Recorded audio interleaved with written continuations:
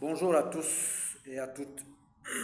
Je reviens parler pour l'augmentation du tarif de transport suburbain. Je suis Monsieur Eyi Jean de Dieu, secrétaire général de la CONACISRA. Écoutez-moi bien. Alors, pourquoi augmenter le tarif de transport suburbain de Libreville? De 1, nous avons eu la nouvelle taxe créée par la mairie de Libreville. La mairie de Libreville a mis une clause dans ses arrêtés pour, une fois de plus,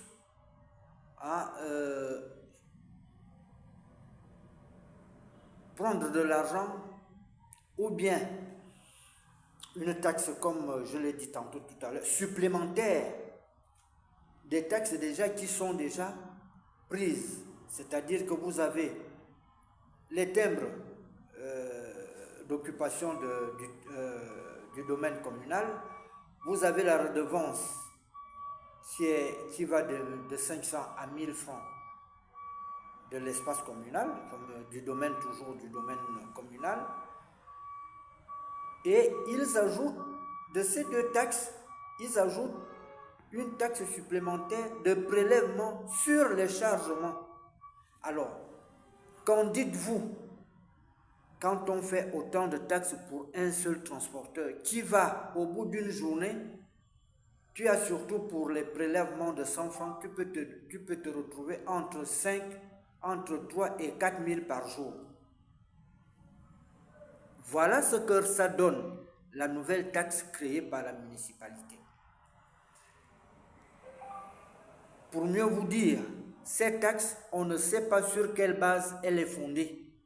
Ce n'est pas l'arrêté qui doit créer la taxe. Ça doit être voté, à ma connaissance, par le conseil, la délibération du conseil municipal.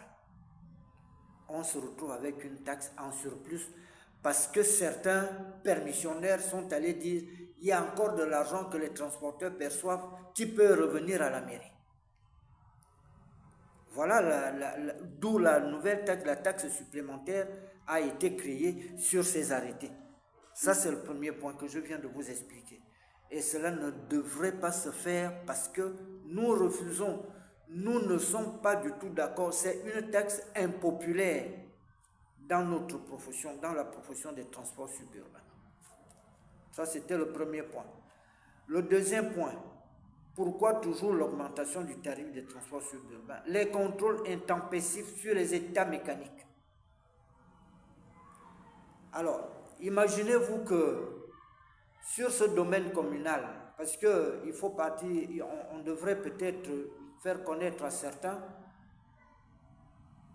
que la mission de la mairie, c'est la gestion du domaine communal et non la gestion et non les activités de transport. Quand on parle des contrôles intempestifs sur les états mécaniques, c'est la mairie qui demande à ce qu'il y ait des visites techniques. Je ne sais pas quelle est la différence entre visite technique et contrôle technique. Et pourtant, les deux ont le même objectif. Alors, ils font les états, mais ils font les visites techniques et contrôle technique aux véhicules qui circulent dans des zones limitées, donc dans le suburbain. Donc, ils sont agréés, ils sont habilités à travailler. Mais ce sont les mêmes véhicules qu'ils viennent dire derrière qui a l'état mécanique qui ne convient pas. On dit quoi exactement? Qu'est-ce qu'ils veulent? Et quand ils prennent ces véhicules, qu'ils arraisonnent, il n'y a pas de fiche d'immobilisation et même les amendes qu'ils infligent à ces transporteurs, ils ne reçoivent pas de quittance du trésor, ni de quittance peut-être de la recette municipale. Allez-y vous renseigner. Vous allez voir qu'on vous remet des bouts de papier volants, des reçus qu'on va payer à la librairie, et Je pense même peut-être qu'il n'y a même pas de cachet dessus. Les états mécaniques. Voilà le deuxième point. Le troisième point, nous avons la polémique sur les arrêtés municipaux. Vous conviendrez avec moi que les arrêtés municipaux qui sont délivrés, c'est une affaire de copains et de coquins, parce que même les agents de la mairie cadre sont derrière ces arrêtés municipaux et on fait semblant de mettre quelqu'un devant pour dire que bon, c'est lui qu'on a attribué l'arrêté municipal, ce qui est totalement faux. Sur quelle base, sur quels critères vous délivrez ces arrêtés municipaux à ceux-là et en laissez les autres? Parce qu'ils vous payent bien, on n'en sait rien.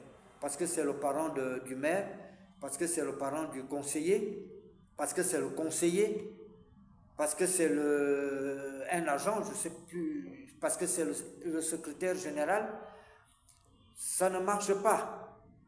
Cette polémique, d'où ils ont rajouté, effectivement, au lieu de garder les textes, leurs arrêtés comme ils les avaient à l'époque, ils rajoutent la taxe supplémentaire de 100 francs ou de 200 sur les prélèvements de chargement sur les terrains. Vous comprenez qu'il y a un problème. Nous demandons très sérieusement à la mairie de se ressaisir et de comprendre que nous ne sommes pas les transporteurs ne sont pas des esclaves.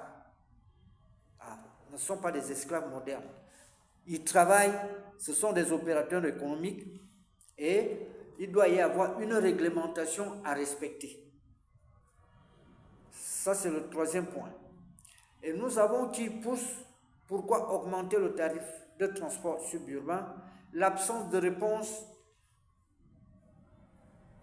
de toutes les correspondances qui ont été adressées aux différentes administrations.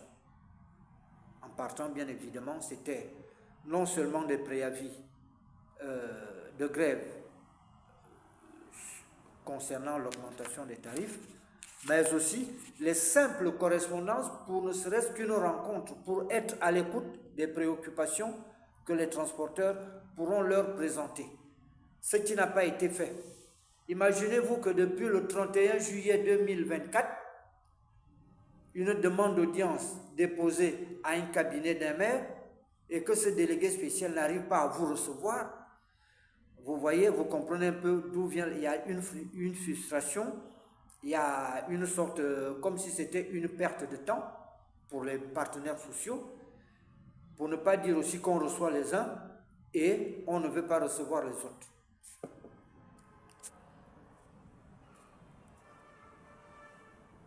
De ces 4 points, vous allez comprendre pourquoi on peut augmenter le tarif de transport. Et nous sommes bien habilités à le faire, parce que rien ne nous l'empêche de le faire. Si déjà on dépense autant d'argent, mais le transporteur, il gagne quoi au bout du fil? Il n'a rien, il ne gagne rien. Il ne peut pas s'organiser. Le transporteur ne peut pas s'organiser. D'où nous maintenons notre pression au pouvoir public pour dire que si rien n'est fait, nous ne reculerons jamais. Nous le répétons, la CONACYSRA reste déterminée à combattre cette manière, ces pratiques de la mairie. Soit vous retirez la taxe supplémentaire. C'est une proposition, nous le souhaitons très vivement. Les contrôles intempestifs, vous les faites sur soir, si vous voulez bien qu'on puisse se comprendre. Les arrêter, à la limite, puisque cela ne relève pas encore peut-être de vous, les supprimer totalement. Parce que nous ne voyons pas quel est le texte légal qui vous donne cette latitude de faire des arrêtés municipaux, si ce n'est que de votre propre gré.